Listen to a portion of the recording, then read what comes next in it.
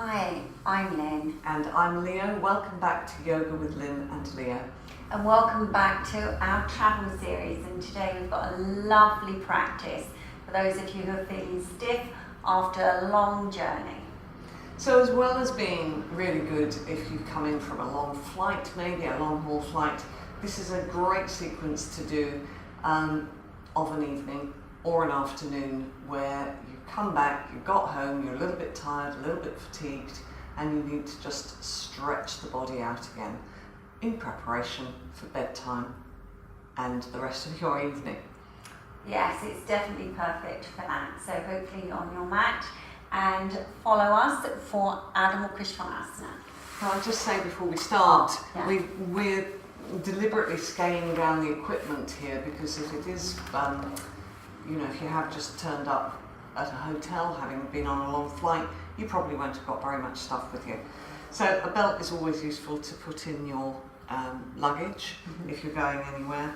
So all we're using today is a belt, but maybe you've got a tie or a dressing gown cord, or you can find, a towel or something that you can use instead.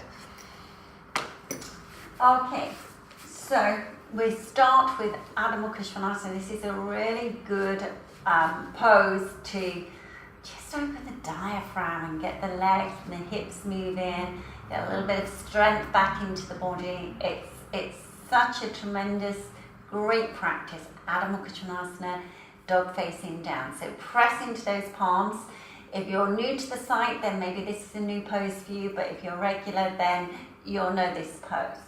And all the time we're trying to look at different areas of the body in Adho, Mukha, Svanasana, see if we can find a little bit more sensitivity. And today we're going to be looking at where we're placing the palms, being sure that you're placing that middle finger right directly forward in a forward direction.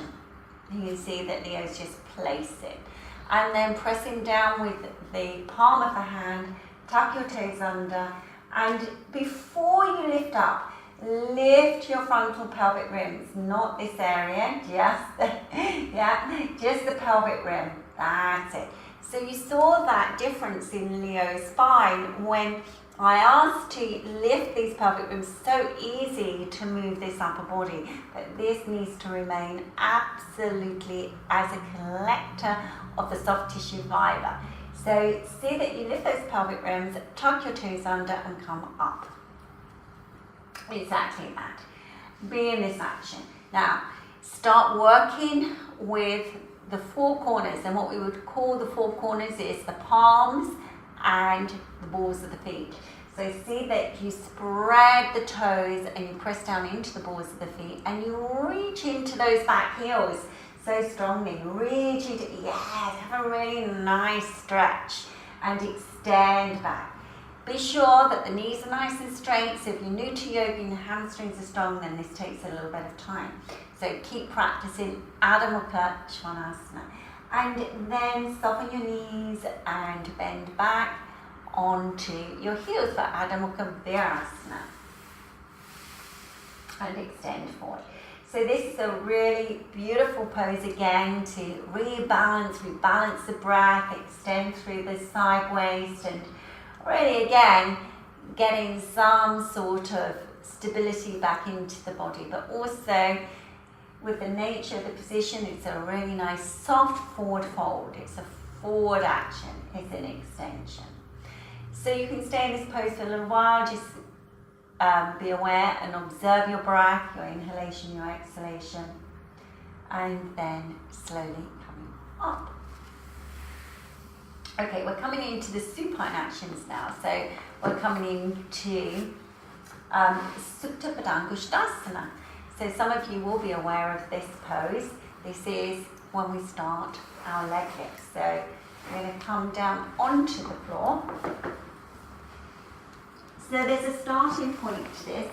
So quite often in practice, a lot of people want to take their leg up to 90 degrees and a lot further, but we have to see that actually we find the base of the pose, and that's exactly what we're going to do in the preparation in the sequencing.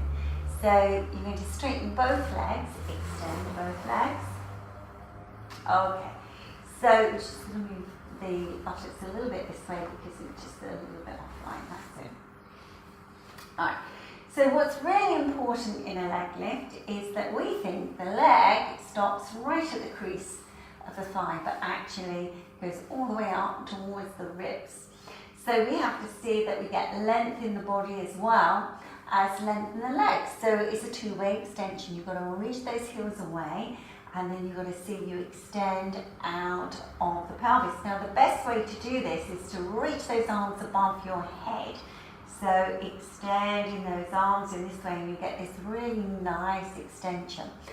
Now something happens when we start to come into the flexion of the leg.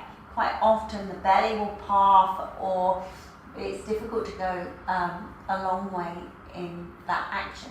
So you've got to maintain this, and then we're going to use the belt to bend with the right leg and then take the leg up. So you're just going to see, can you take the leg up in this position, but keep those arms reaching. And then soften the knee and then reach down. So just a little bit of preparation, keeping that length. Bend the leg. And then extend the leg up. Go and see that this thigh is working strongly. Feeding the whole of the back of the thigh here. Go and see. Lean into my back. That's it. You can feel the difference there. So you've got to really reach up and extend the heel. So it's really important. So you saw the change in the leg there. And then soften the knee and then reach in. So we use the belt this time so we can bring the arms back. Bending the right leg. And then see that you take the belt and place around. And now you've got to try to get that extension, but your arms are now holding onto the belt. So the way we do this is to pull on the belt, and then we have to see that we push this thigh back as we extend. So it's the fibers, the muscles move towards the back of the thigh. So you keep that action. Keep this grounded leg absolutely extending. Extend into the heel. And by creating these fulcrums, you'll be able to get more action and extension. And then we go to the other side. So releasing. And then extending the leg, bending the leg. So hopefully you're practicing with us. Extending the leg up. And again, see that you extend all the way up into the heel. You see that the front thigh goes to the back thigh, and really open and extend, open and extend. And meanwhile, we've still got to concentrate on this base leg, going extending all the way, extending down into the thigh itself. See how much you can extend the thigh, the back of the thigh towards the floor. You want to try to eliminate any gaps in the back of the knee eventually. So long calves, long thighs, keeping that action, and then releasing. Okay, so we're going to come to Supta Padangustasana, leg out to the side too. So we're going to start with this outer leg because this is easier. We'll have to turn around to do the other leg. So bending the leg, so you're right, and then placing the belt and extend up. Okay, so we're going to take the leg out to the side now. So hold on to the belt. Now notice with Leo here, the arm is long and straight. So you're going to have a straight arm because this will give you more connection with the action.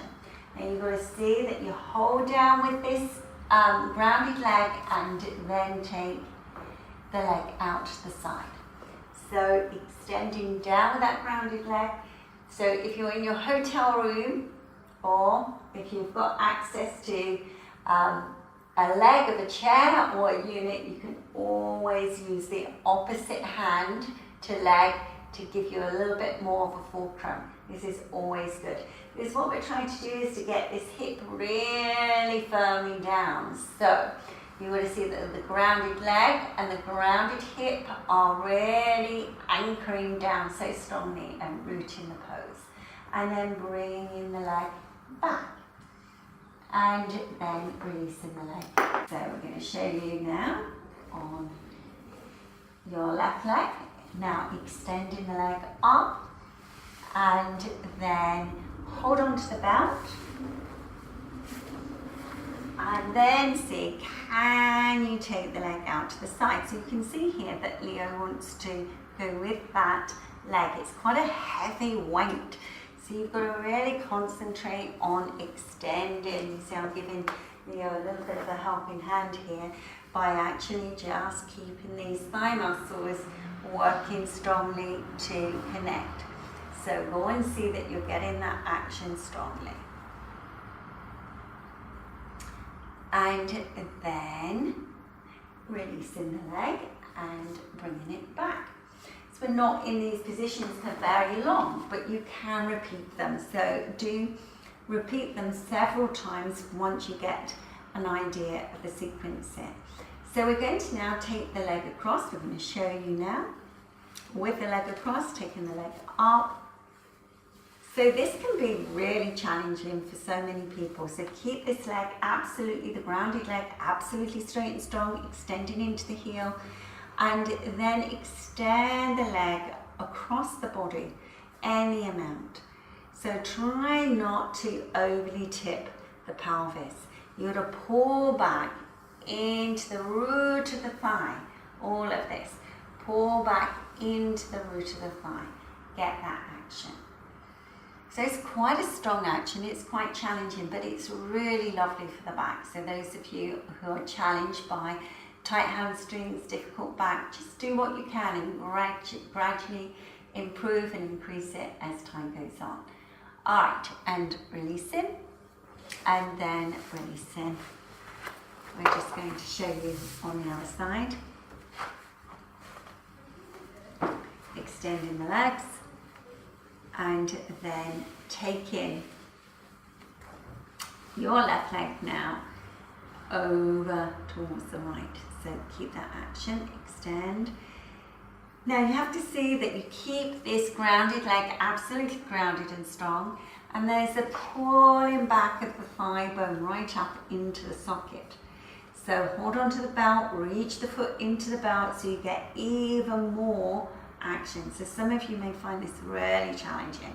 So just go a little way to start with, just this amount. And then if you can go a little bit further. But just go gradually because it's quite a strong adjustment, it's quite a strong action going across the body. And then release in. And then roll to your right side. And again, with these, with Supta Padangustasana, 1, 2, and the leg across, you can do several times. I mean, it's quite good to practice several times to just ease up the lower back. So we're going to come for Supta Virasana now. So this is quite a challenging one. So if you've been watching our channel, you'll notice that we've just actually released a video for this, which is just going through different options to work towards Supta Virasana. So firstly, we need to see that we get open in the thighs. So what you're going to do is to sit between your heels. So if you're able to do this, fine. If it's a little bit challenging, then you'll need to sit on something. Now, if you sit on something and you haven't got any equipment, then you stay in a Virasana action. You can see here Leo's just making a few adjustments to her toes to get the length and a little bit of length through the lower leg. Now when you extend in Virasana, I'm going to get that length.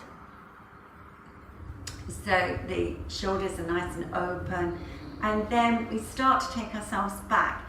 Firstly onto the wrist, the forearm, and keep going back, and you just rest at this stage. So you take the hands to the feet and go and see that you reach from the groins to the knees, and then you extend all the way towards the floor. So those of you who are looking at the video and thinking, you know, this is just going to be just a step too far, then sit in the preparation of Virasana. You can use a blanket, we have one here, or find something that you can sit on that will raise the buttocks, and this will actually help you to sit in Virasana. And when you're in Virasana, you will be extending your arms in Padangustasana in this position so that you get used to extension. And this is exactly what Leo is going to do now, is taking the arms above the head. This is a very important part of the pose, because as you take the arms over towards the floor, they reach away from the body, and then you reach into the thighs and you reach into the arms, so you really get this complete extension through the center of the body. So it takes a little while for everything to just calm down and release. So as I've said previously, we have a tutorial on Supta Virasana, so some of you may want to go back to that, or just sit in your Virasana action on some support. This will come eventually, so don't worry about it. You take a few deeper, longer inhalations, and then you can stay in this pose for as long as you can. It's quite a good pose to stay in for a little bit longer, because you just gradually start to soften. At first, if the body's not so happy with the action, it takes a little while for all the soft tissue fibre to start to surrender into the action. We're going to come up out of the pose. So we're going to come up exactly how we went into it. So we will bring those arms back. And again, as I said, if you want to stay there, then please do. And then you have to press into the elbows and use the hands onto the floor, walk back. At it, you start to unfold and then lift up and be in the action. And then we're going to release the legs, and you'll be really relieved to release the legs. Now, what we would recommend is just to let the legs come back to life, which is really important. So to sit in a Padangustasana action is key here. So just wait until those legs start to get the blood flow again. And then release it. So again, you can stay in this pose a little bit longer. We're coming into Supta Virasana now. No, Padangustasana, sorry. Supta Padangustasana. We've just done Supta Virasana, sorry. Okay.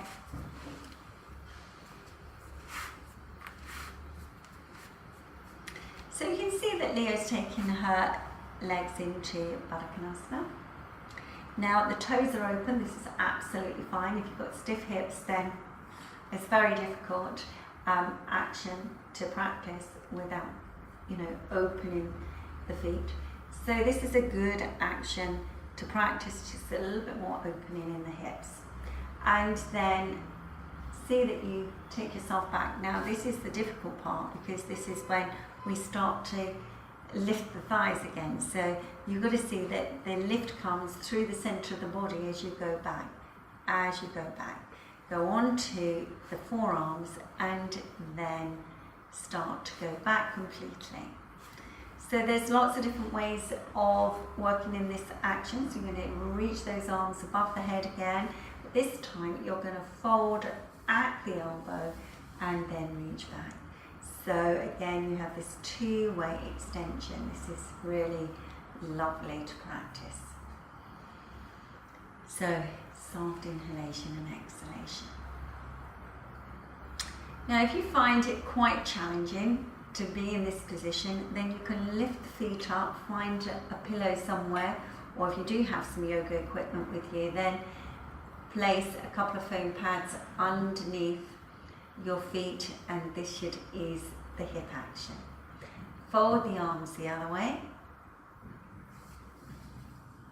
So as you can see, it's really nice, relaxing action. So for those of you who wish to stay in this pose for a little bit longer, then please do.